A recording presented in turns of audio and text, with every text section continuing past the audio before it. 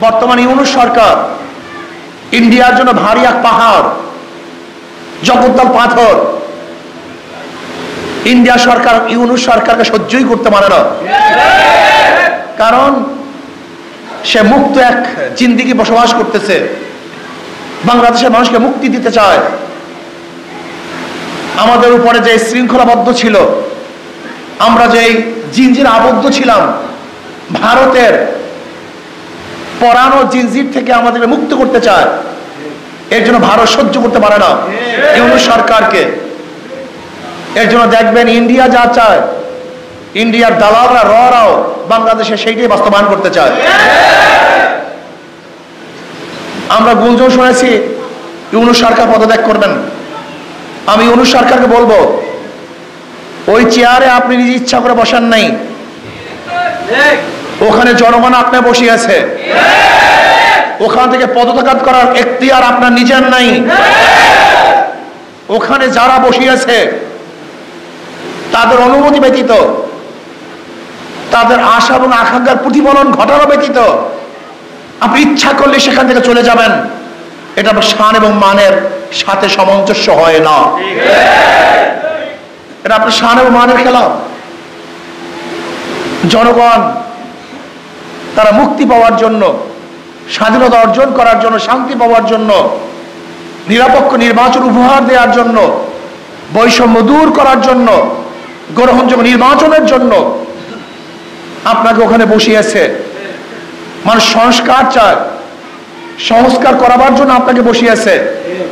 আপনি ইচ্ছা করলে পদত্যাগ করবেন, ইচ্ছা করলে ছেড়ে যাবেন, ইচ্ছা করলে গদি ত্যাগ করবেন। আমরা জানি আপনি চান না, কিন্তু এখানে চাওয়া এবং না চাওয়ার আপনার ব্যক্তিগত বিষয় নয়, আপনার ওখানে থাকা এবং না থাকা করে বাংলাদেশের জনগণের বিষয়, দেশের বিষয়। কাজে ইউনূস সরকারকে বলবো, কোনো অবস্থাতেই আপনি এমন সিদ্ধান্ত নেবেন না যে সিদ্ধান্তের মাধ্যমে ভারত খুশি হবে, ভারতের প্রত্যেকটা জনগণ হাসবে, মোদী সরকার খিলখিল করে হাসতে থাকবে। এরকম সিদ্ধান্ত আপনি নেবেন না, বরং আপনি এরকম সিদ্ধান্ত নেন যার মাধ্যমে বাংলাদেশের মানুষ স্বাধীন হবে, স্বাধীনতা ভোগ করবে। ওই বর্ডারের মধ্যে আমাদের বাংলাদেশের জনগণের উপরে কেউ গুলি চালাতে পারবে না, এই সাহস পাবে না। অন্যায়ভাবে বাংলাদেশের জমি দখল করার সাহস কেউ করবে না। আমরা দেখেছি ইদানিং আমাদের বিজেপিরাও সচেতন হয়েছে, তাদের সাহস বৃদ্ধি পেয়েছে।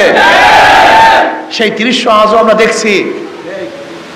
আমাদের বিজেপির পায়ে ধরে যারা মাপ চাচ্ছে, আমরা চাই এরকম স্বাধীন এক রাষ্ট্র, আমরা স্বাধীন জনগণ হতে চাই, পরাধীন জনগণ হতে আমরা চাই না। এই জন্য ইউনূস সরকারকে বলবো, আপনি ইচ্ছা করলেই গদি ছাড়বেন, ইচ্ছা করলেই গদিতে বসবেন, এই এখতিয়ার আপনার নাই।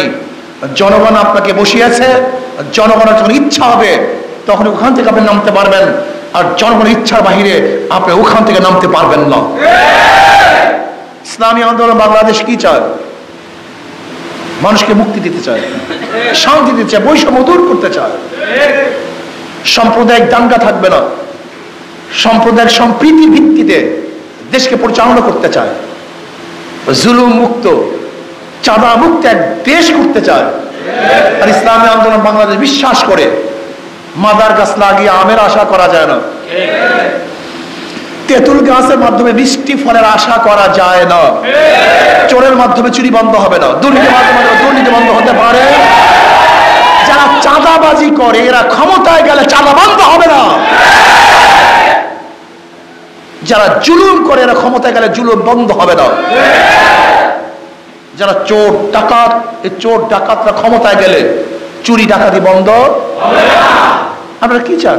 বারবার রক্ত দিবেন, বারবার সংগ্রাম করবেন? আর কোন মার্কা আমরা দেখতে চাই না, আর কোন আদর্শ নীতি আমরা দেখতে চাই না। আমরা দেখতে চাই মদিনাওয়ালার নীতি, মদিনাওয়ালার আদর্শ। আব্রাহাম লিঙ্কন, কার্ল মার্কস, মাওসুতুরকে নেতা মানতে চাই না, মদিনাওয়ালাকে নেতা মানতে চাই, অন্য কাউকে নেতা মানতে চাই না। জনাবে মুহাম্মদ রাসূলুল্লাহ সাল্লাল্লাহু আলাইহি আমাদের নেতা, তার আদর্শ অনুযায়ী দেশকে করতে চাই।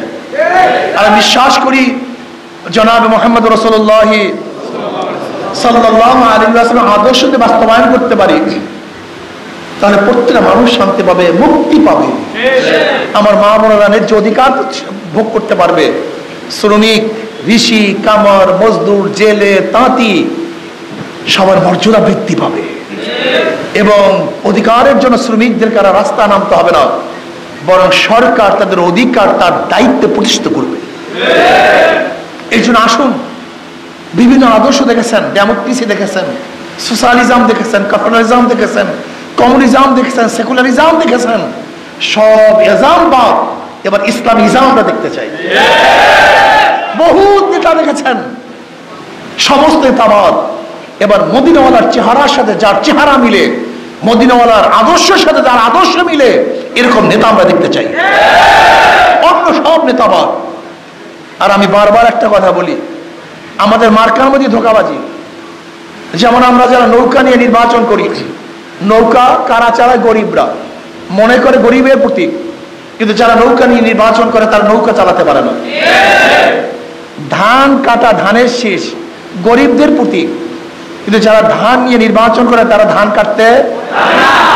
নাঙ্গল গরিবরা চালায়, নাঙ্গল কে বহন করে? গরিবরা, গরিবদের প্রতীক, কিন্তু যে নির্বাচন করে সে নাঙ্গল চালাতে পারে না। কুঠার গরিবদের প্রতীক, কাঠ কাটে কারা? গরিবরা, কিন্তু যারা কুঠার নিয়ে নির্বাচন করে তারা নিজেরা কাঠ কাটতে পারে না। গরুর গাড়ি গরিবদের প্রতীক, গরুর গাড়ি কারা চালায়? গরিবরা, কিন্তু যে গরুর গাড়ির প্রতীক নিয়ে নির্বাচন করে সে নিজে গরুর গাড়ি চালাতে। বুঝাতে পারছি? সবাই প্রতীক নিছে গরিবদের, কিন্তু কেউ কিন্তু গরিব না।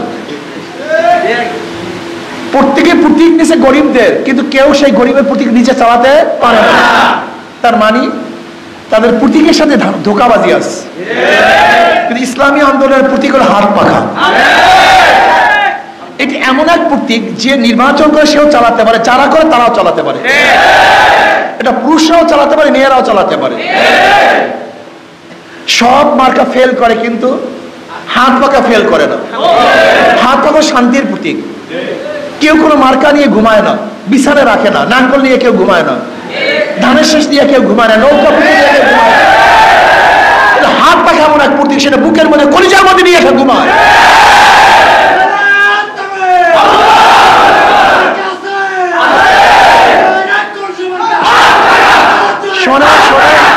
আরো ইসলামী আন্দোলনের প্রথমেও ইসলাম মানে শান্তি। ইসলাম মানে কি? তাদের প্রতীকও দেখছেন অবস্থা নাকি? নামেও শান্তি, প্রতীকও শান্তি। যাদের নামেও শান্তি, প্রতীকও শান্তি, এরাই যদি ক্ষমতা যায় তার বাংলাদেশের মানুষও শান্তি। আমি বিশ্বাস করি আল্লাহ পাক রব্বুল আলামিন আমাদের কথা এবং কাজের সাথে মিল রেখেছেন। ইসলামী আন্দোলন বাংলাদেশ প্রথম থেকে শুরু করে আজও পর্যন্ত কথা এবং কাজে মিল।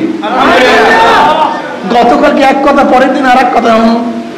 লন্ডনে যাওয়ার আগে এক কথা, লন্ডন থেকে আসার পরে আর এক কথা।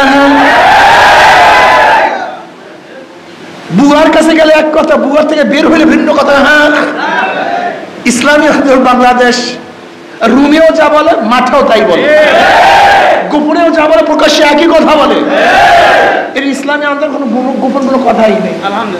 ইসলামী আন্দোলনের গোপন কোনো কথা নেই, আমাদের কথা সব প্রকাশ, সব প্রকাশ্যে। ইসলামী আন্দোলন বাংলাদেশ কাজে এবং কর্মে, কথা এবং কাজে পূর্ণ মিল আছে কি নেই? পারলে দেখান, মিল নাই আমাকে দেখান, পারবেন না।